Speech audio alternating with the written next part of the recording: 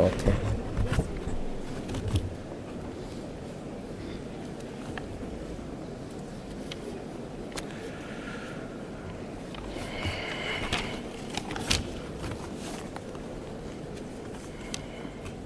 Your Excellencies, heads of state and government, Your Excellency, Mr. Ban Ki-moon, Secretary General of the United Nations, Your Excellency, Dr. Nkosazana Dlamini-Zuma, Chairperson of the African Union Commission, Honorable Ministers, representatives of regional and international organizations, representatives of private sector institutions, distinguished delegates, and invited guests, ladies and gentlemen, comrades and friends.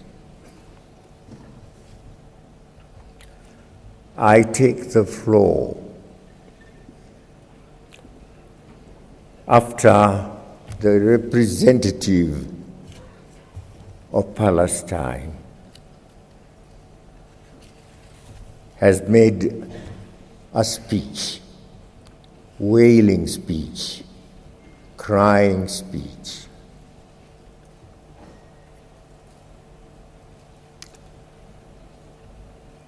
A repeat of what has happened before. It happened last year, it happened the year before, it happened in 1963. The voice of Palestinians being expressed here, the cry of the Palestinians reaching our ears here. For how long are we going to listen to the leader of the PLO? When shall we ever listen to the president of the state of Palestine? When shall that ever come, Mr. Ban Ki-moon? You are leaving us before the settlement of the people of Palestine. They are not settled yet. They are in a state which belongs, I don't know to whom, not free. Some other people building homes in what is supposed to be their state. Almost every day, someone is killed or disturbed or arrested. When shall this ever cease? All of us here are born out of the struggle for our elders. We were all, once upon a time, in colonies, all of us. I was just trying to turn over in my mind who of you, of us, came straight from an independent state to Addis Ababa. None. We were once, if not slaves, but servants of colonialists, servants of imperialists, colonized people, disadvantaged people. Today, yes, we may say, we are free, but our ancestors were not free.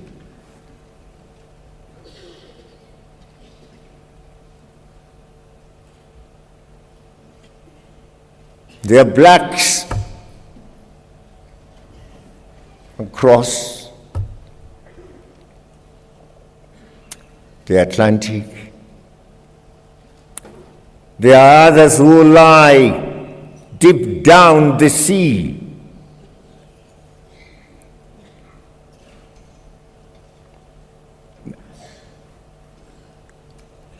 Skeletons have vanished.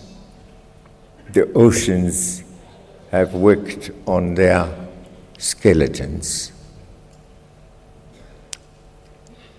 Our forefathers, as they were being dragged, going across.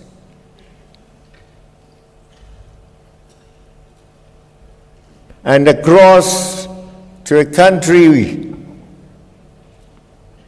where they labored, toiled, and died for. They are no better. There is Obama today, yes. What is he? What is he? A voice is made to speak their language, to act their act. And not our act, but their act. They are still superiors. The blacks go to Harlem. When you're in New York, you'll shed tears. Today, there is no education for all. No health for all. Blacks in the streets.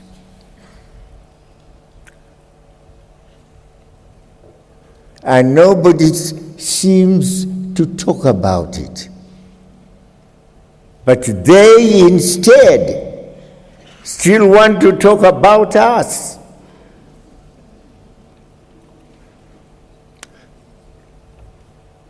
They are everywhere in Africa, if not physically, but through NGOs, through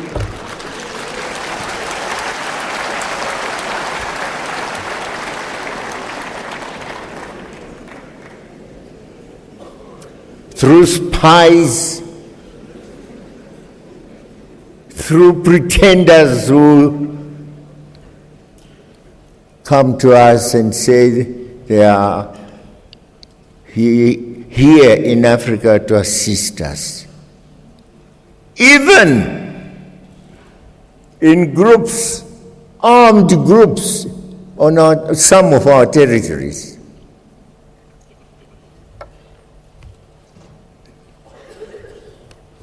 What help is coming from them?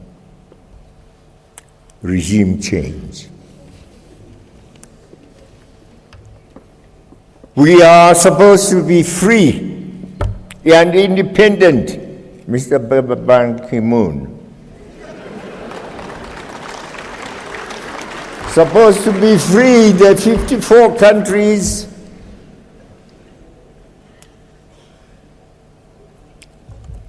We come to the United Nations, it's ceremonial. Every year, September, we are there. We pay lots of money to go there.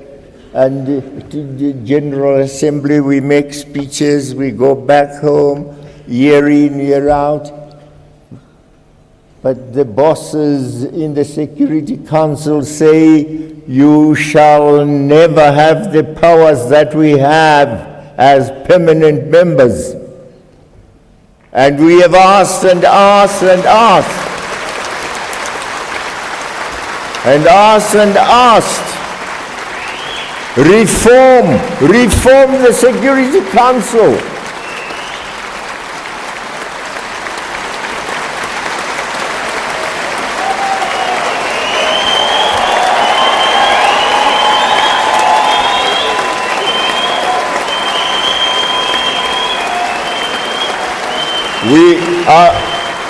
I want to tell you, Mr. Ban Ki-moon, you are a good man. You are a good man. But of course, we can't make you a fighter. That's not what your mission was. We will fight a fight for our own identity, for our own integrity and personality as Africans. We are Africans.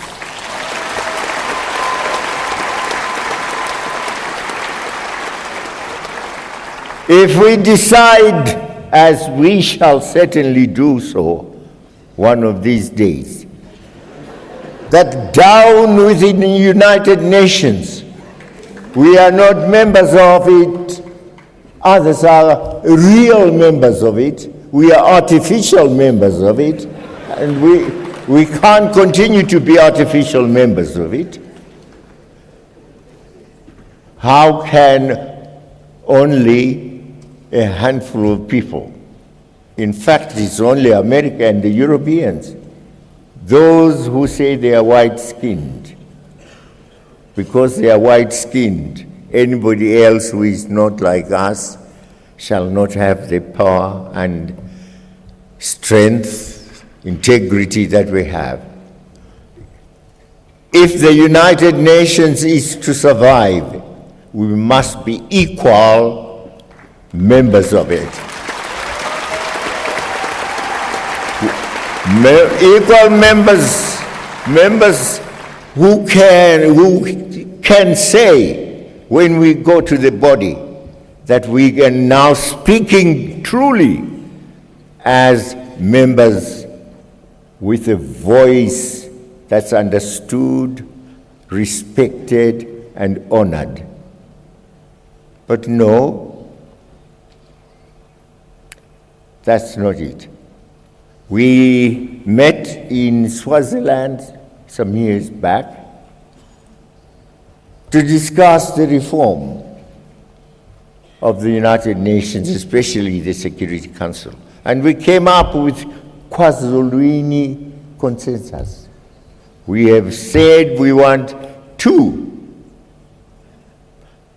permanent members with a veto if the veto is to continue, although we don't like that creature called the veto.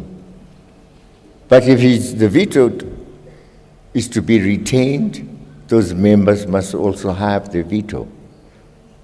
If the veto is to be abolished, fine. They shall be like others. But no, 2 members, 54 countries here. This is the body of respected people, the body of Africa.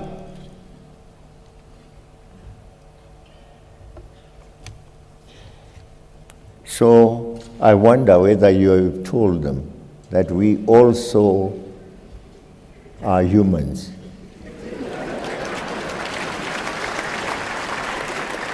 Tell them that we are not ghosts, that we also belong to the world, and the world part of the world called Africa.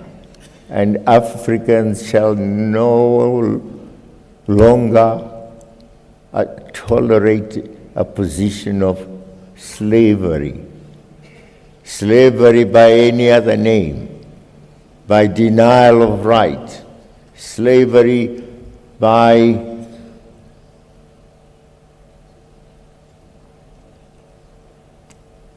being treated in a manner we regard as not equal to the manner in which they treat themselves.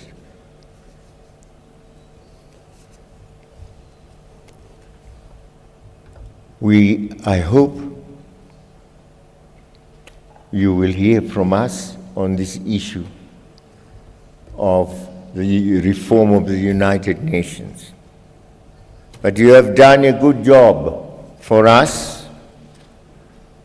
You have visited our countries, you have wept with us where disease has visited us, whether it was Ebola or some other, where calamities have occurred, where fights have taken place, where terrorism also has affected us.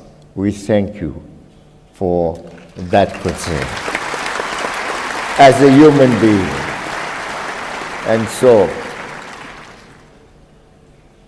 that distinguishes you from others. Of course, you don't come from those countries. We know where you come from. Your Excellencies, it is my honor and privilege to express profound gratitude to the government and people of Ethiopia for the traditional warm reception extended to us since our arrival in Addis Ababa. We are very grateful for the excellent facilities placed at our disposal, which should no doubt inspire us to a successful 26th ordinary session of the Assembly of the African Union.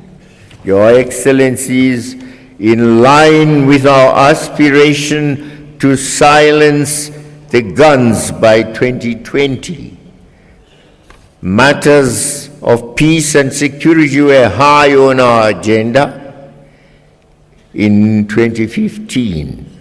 Despite new and recurring challenges, our continent witnessed some notable successes, and overall there was political stability.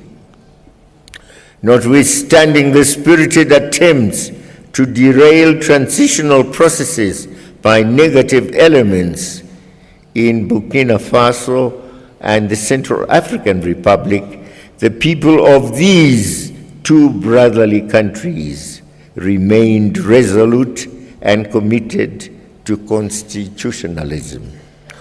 To them we say congratulations and well done. May I also congratulate several AU member states which in 2015 successfully held parliamentary and presidential elections. Once again, we have amply demonstrated that Africa has come of age and that democracy is alive on our continent. The ongoing conflicts in South Sudan, Libya, Burundi, Democratic Republic of the Congo, Somalia, and others remain a source of concern for our organization.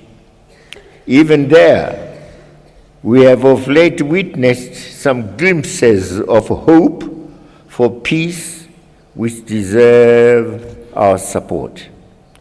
While we need to redouble our efforts in search of peace, peaceful solutions to these conflict situations, we at the same time urge our brothers and sisters in the affected member states to put the interests of their countries above all other considerations and give peace a chance. Terrorism has become a major scourge and challenge in many parts of Africa, thus negatively affecting the peace and safety of our people. This evil phenomenon threatens to reverse the gains made in the integration and development of our continent. The challenge for us all is to combine our efforts to fight and defeat terrorism in all its manifestations. Your Excellencies, the creation of the African Peace and Security Architecture amply demonstrated Africa's determination and commitment to ridding the continent of conflict and instability. Central to the AU security architecture is the African Standby Force and its rapid deployment capability. The success of Amani Africa 2 field exercises, which were held in South Africa in October-November 2015, means that we now can deploy the Africa Standby Force as a tool for conflict prevention. This should be no doubt a big step towards the goal of silencing the guns by 2020.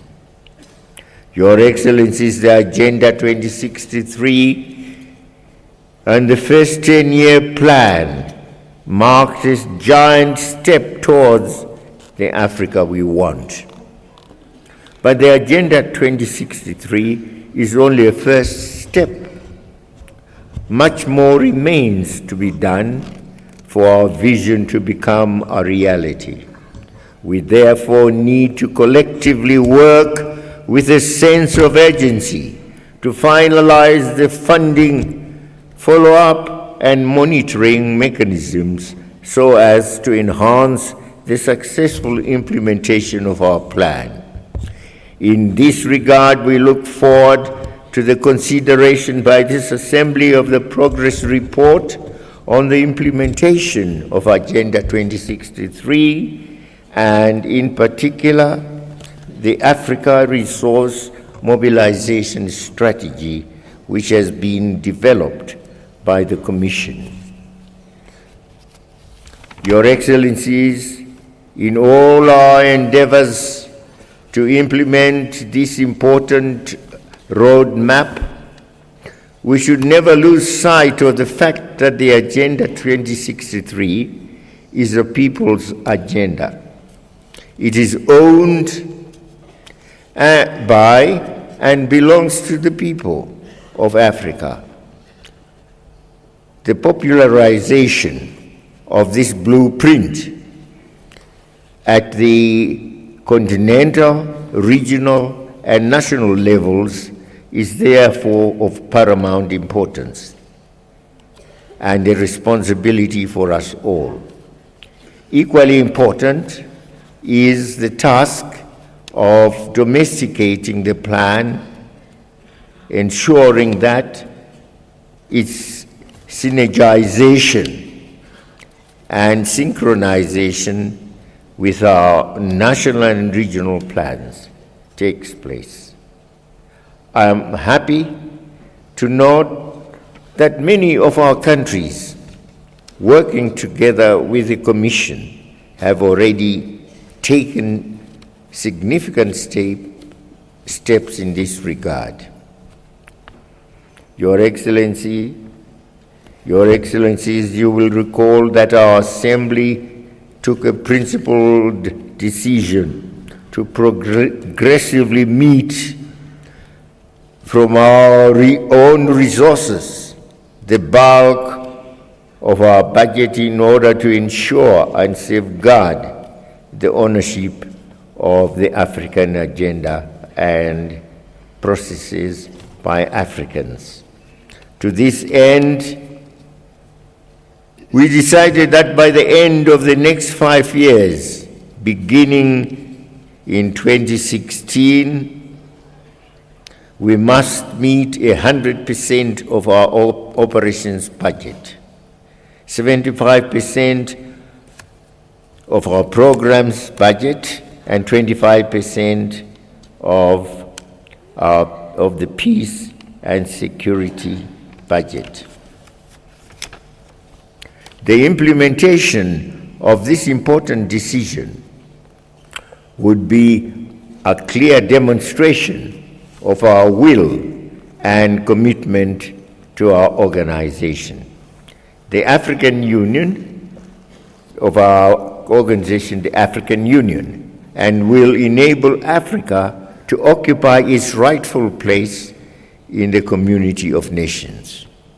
While we acknowledge and are indeed grateful for this assistance received from our partners, this must only complement our efforts, our own efforts.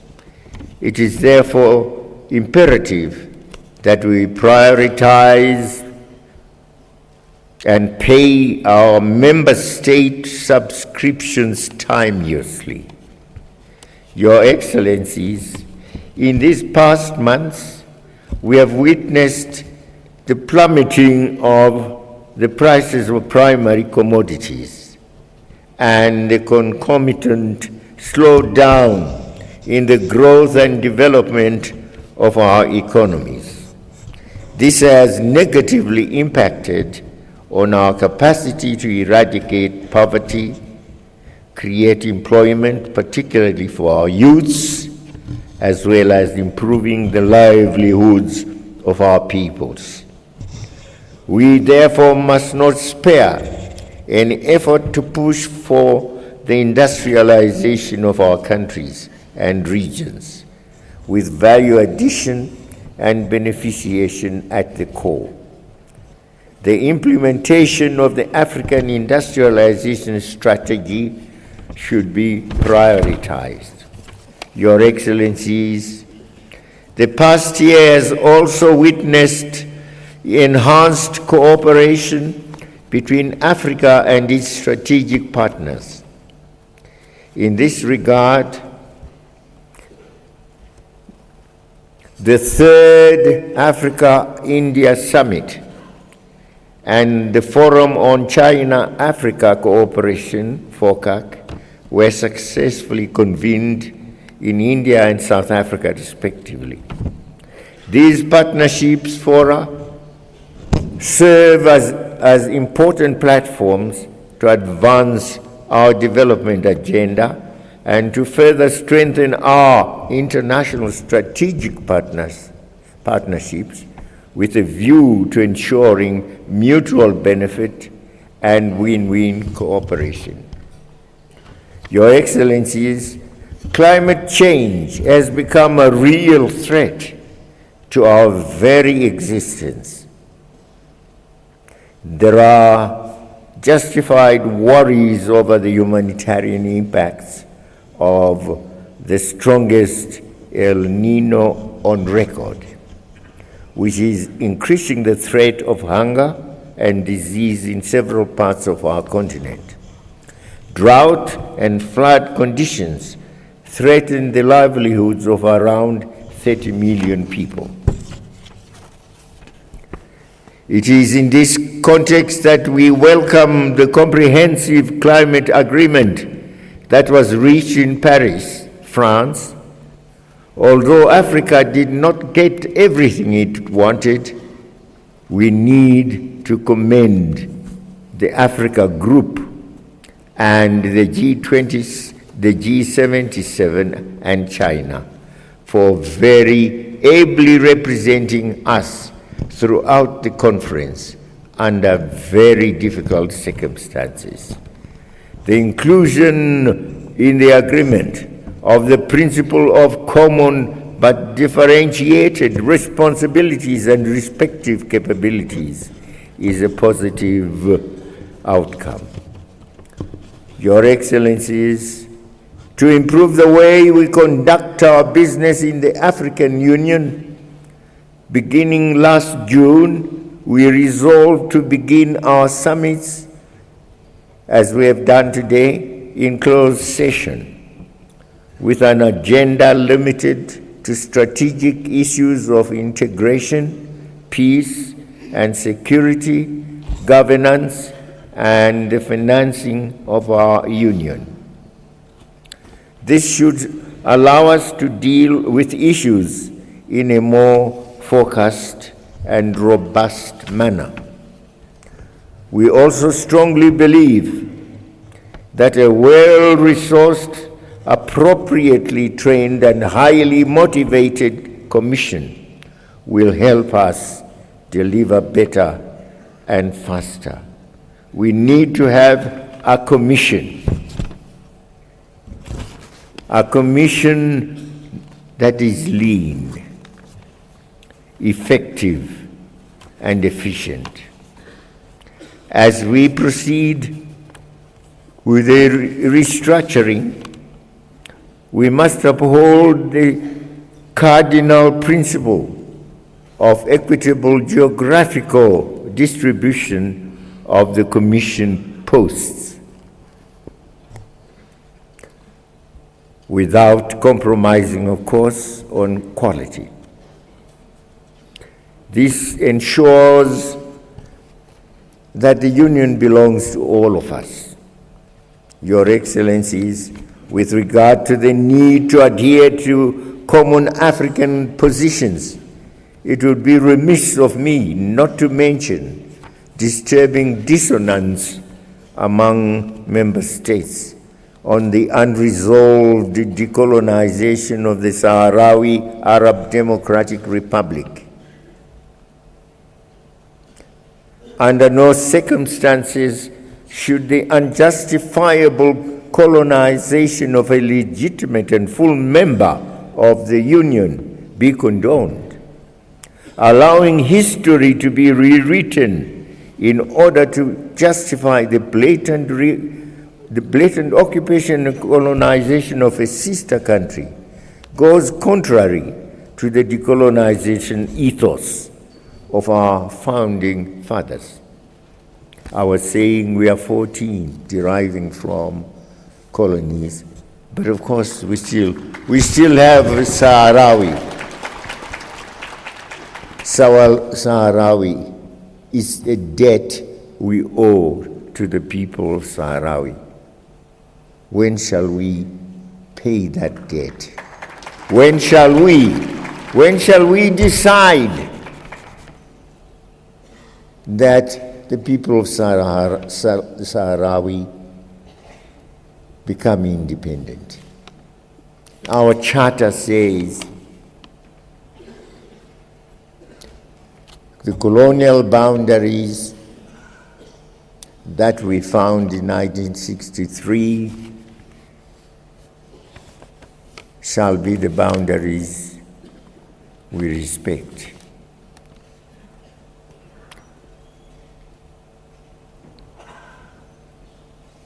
We are all free. Let the people of Sahrawi also be free. With regard to the need to adhere, allowing history to be rewritten in order to justify the blatant occupation and colonization of a sister country, as I said, is what is happening in regard to the Palestinians.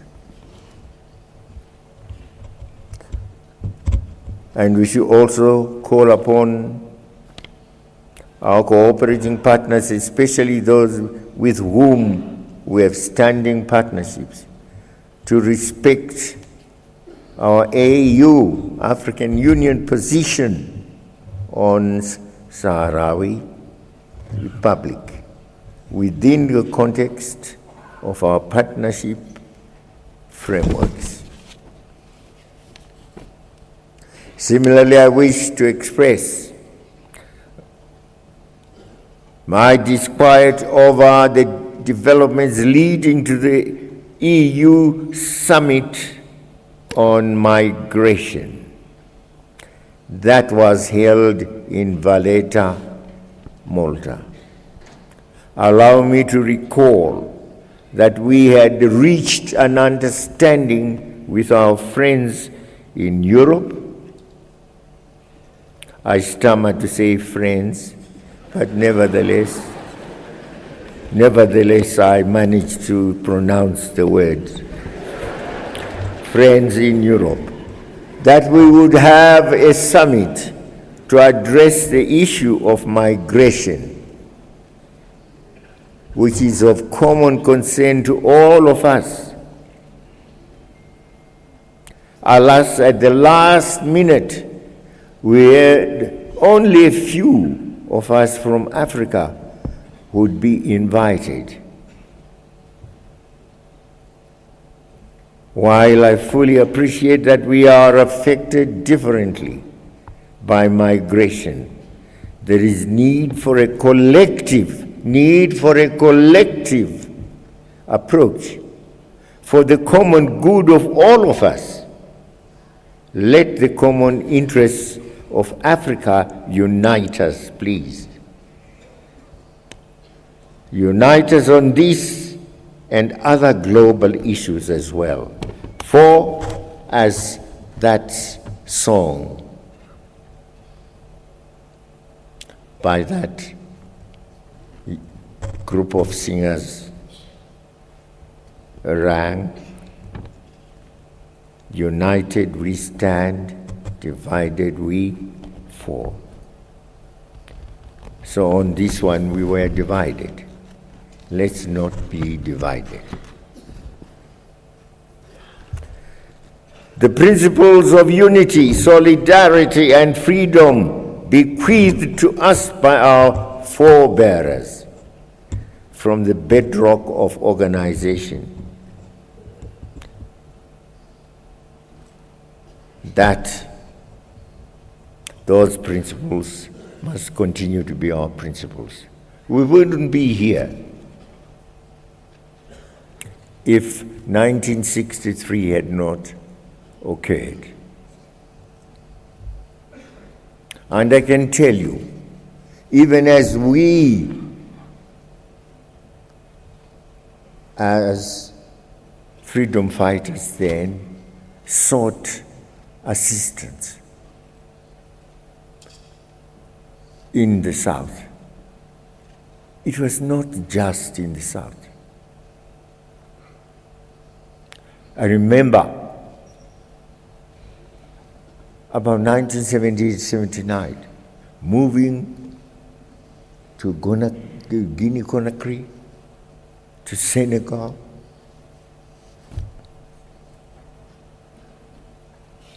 before getting to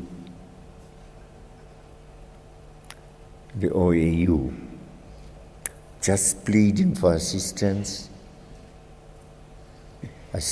humanitarian, if it could be given us, assistance military, for military nation, if we could get it. And we were getting it here and there, those who could give. Algeria, training. Egypt of Nasser, lots of training.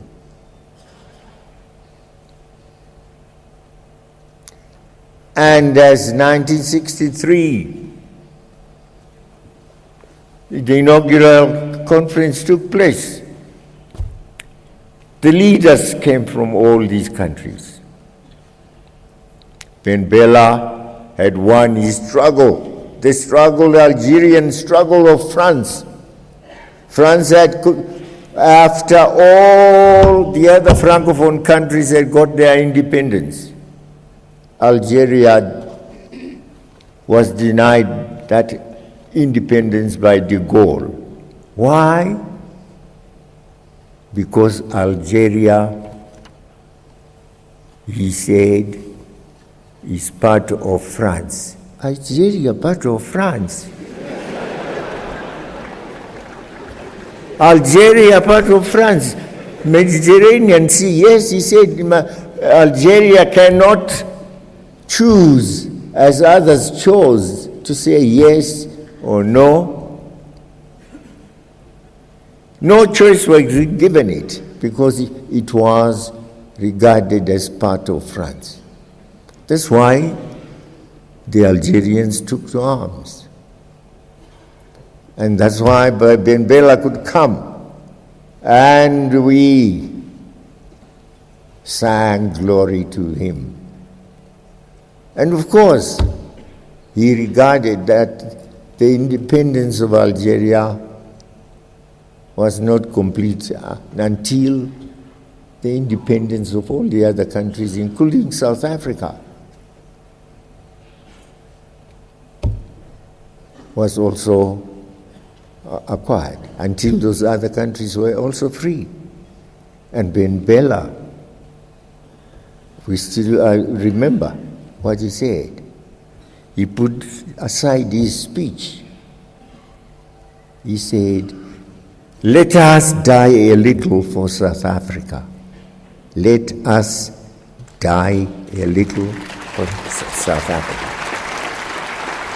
And we used to call it in our camps the "die a little" speech.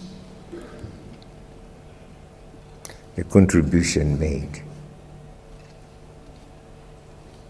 So they are Nkrumah. Ghana is not free until the rest of Africa is free.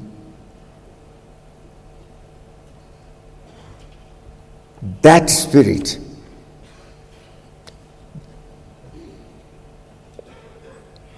and those principles, unity, dedication, commitment, sacrifice,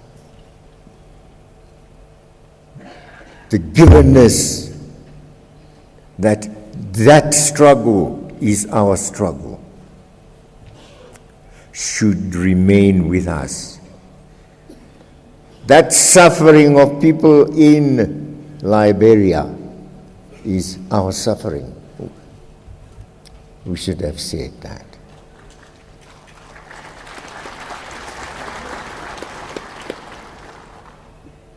The people dying because of Boko Haram in Nigeria are our people as well. And I tell you, we knew Nigeria as we knew our palms, because we used to go there. We used to have lots of cadres trained there in Kano. We used to go to Kaduna, lots of other places. And Nigeria gave, in 1978, I think, 78, yes, when they had not been paying their subscriptions because there was a difference in the OAU on the issue of Biafra, so they had decided not to pay subscriptions to the OAU. But then, when they decided to pay the subscription was now £7 million or dollars. But when they paid it back, they said it should not go just into the coffers of the OAU. It must be used for purposes of training, military training of Zimbabwean cadres. So,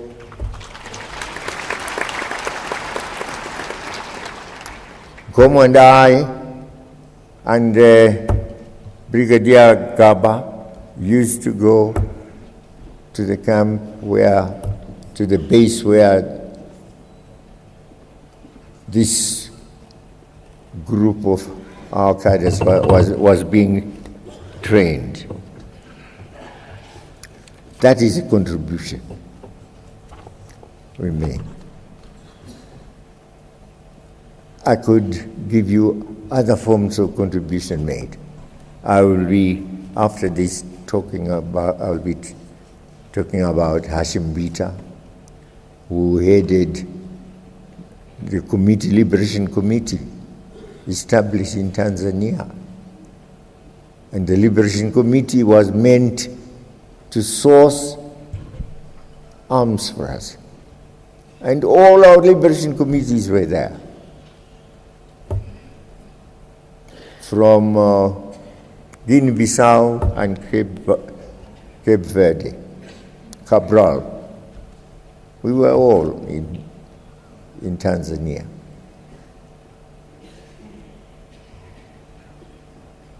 So there it is. Africa wanting the Africans who were still under the burden of colonialism to be free. And that is why I have great respect for all of us. To me,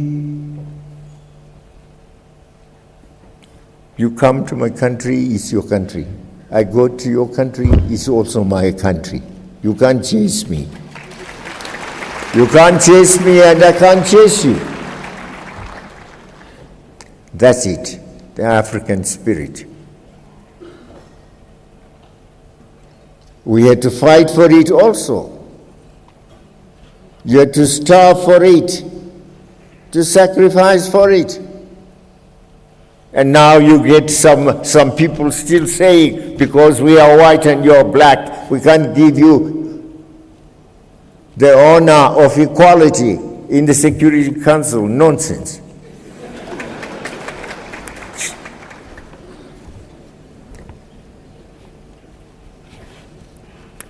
That should stop. Mr. Ban Ki-moon, just tell them for the last time, just as a message that you have heard for the last time from here, that there should be real equality in the Security Council. We can't just be coming to the General Assembly to make empty, hollow speeches and go back home. Nobody takes care of all the concerns we express. No. And anyway,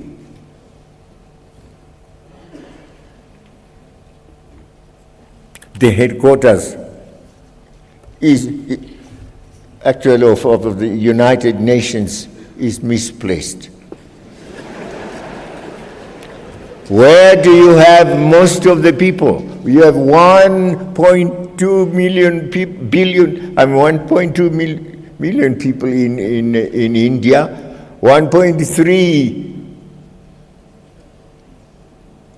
in China, and Africa, we are getting to nearly 1 billion also. Now put us together, just these three, and then put those with the white faces and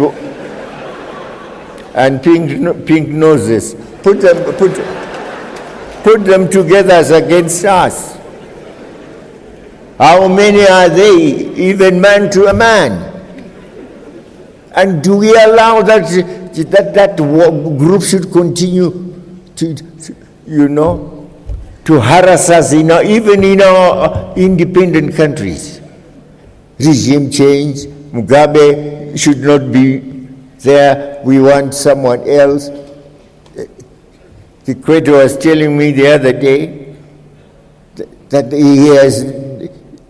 he had been told that, oh no, your party, Chama cha Mapinduzi, had been in power for too long. You must now allow another party also to take over. Is that democracy? And that was coming from Europe. Tell them to shut their mouths.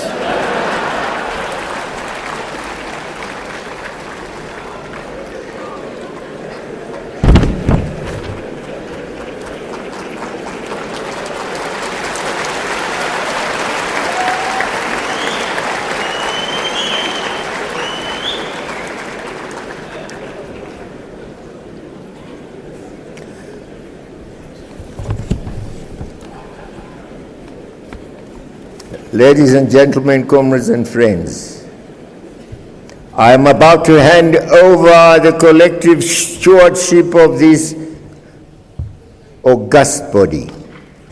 I would like to take this opportunity to express my sincere gratitude to you, my colleagues, for the support you so generously rendered me and my country during our chairmanship of this continental body. I thank you immensely. I was very happy. I visited a number of countries, sometimes just to attend inauguration ceremonies, sometimes also to be present as I was in Mali at a signing ceremony, and where I was asked to come, as in Tanzania, the youth conference there, and in several others. I did travel quite a lot, and I enjoyed it very much to be with the people and to be with the young people. And our message, of course, is always that today is our day. Tomorrow, you, the young people, is your day also. And we, the fathers of today, we, the mothers of today, we men are also with you women.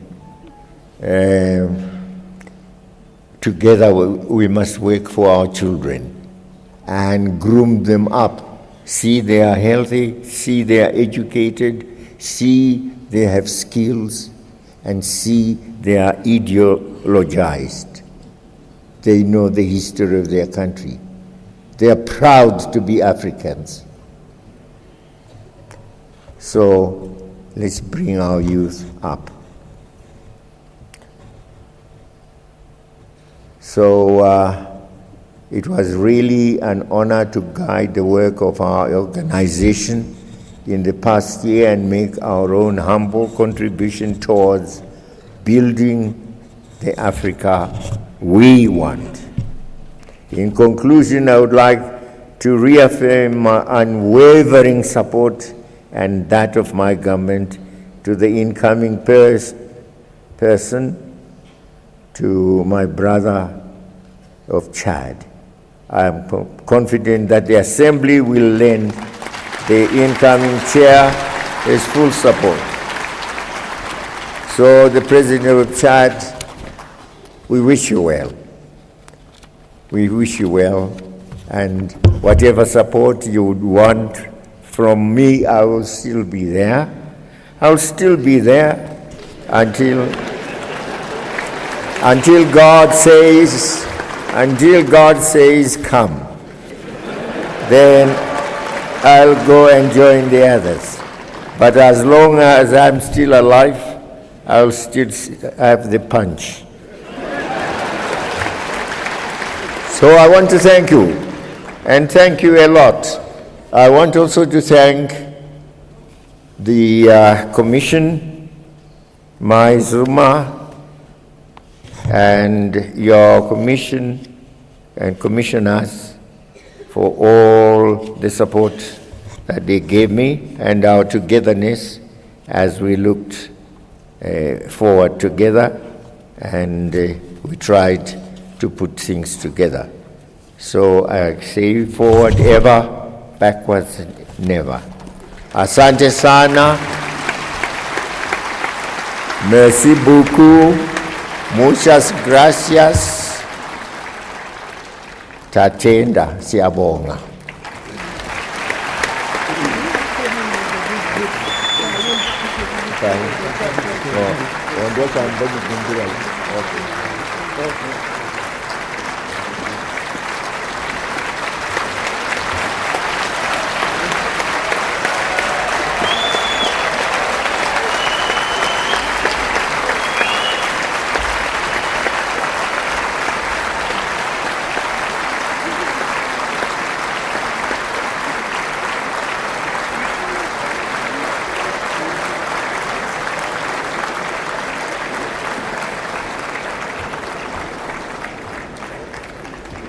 Merci, Excellence, Monsieur le Président.